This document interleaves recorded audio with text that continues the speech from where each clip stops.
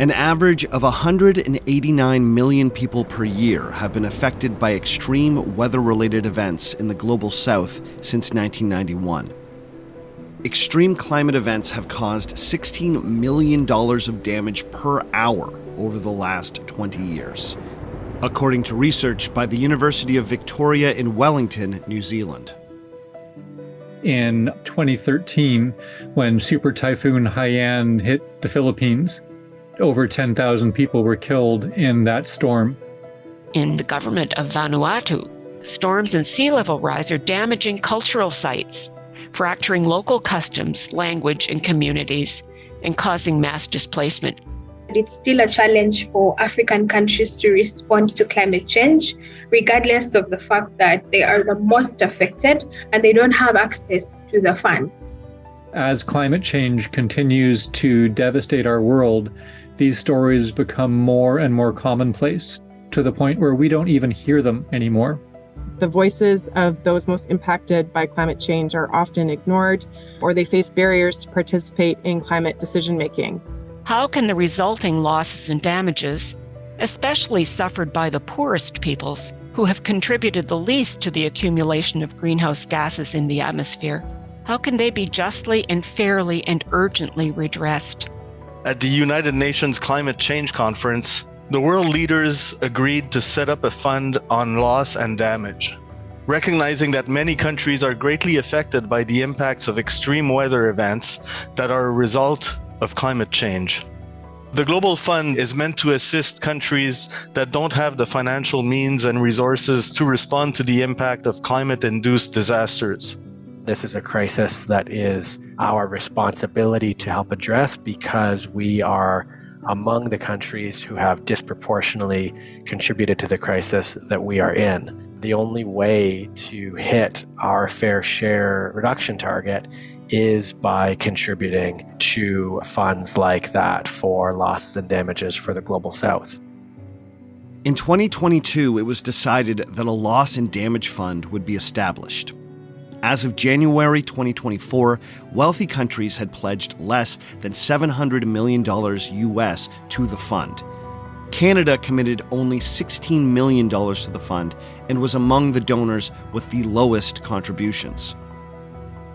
Losses from climate change in developing countries are estimated to be between $290 and $580 billion annually by 2030. Canada and other wealthy countries need to pay their fair share and scale up their commitments to adequately respond to the impacts experienced by communities in the Global South. When powerful nations like ours refuse to admit their history of doing harm through their continued reliance on fossil fuel economies, and as human-induced climate catastrophes accelerate, faith communities, who are often responding to crises directly on the ground, cannot help but demand accountability and direct funding for those most vulnerable experiencing losses and damages. For more than a decade, Canadian and global church voices are among those who have been asking for a global loss and damage fund to assist countries in the Global South that are most affected by climate extremes. The recent establishment of the fund is in part the result of those church advocacy efforts.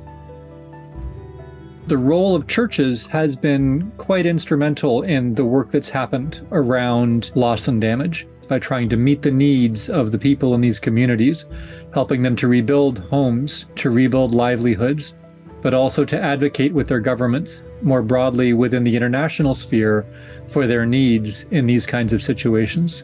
We don't know most of the people who are engaged in this struggle, but they are part of us. We are all one human community.